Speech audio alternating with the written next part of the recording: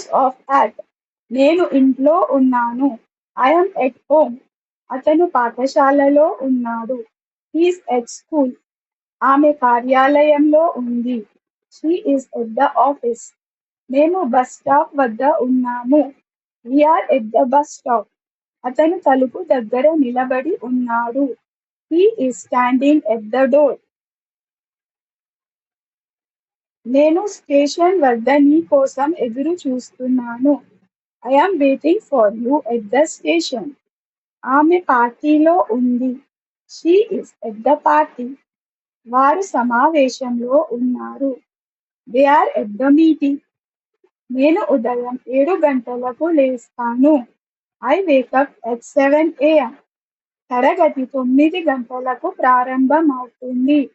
The class starts at 9 o'clock. Please like, share and subscribe.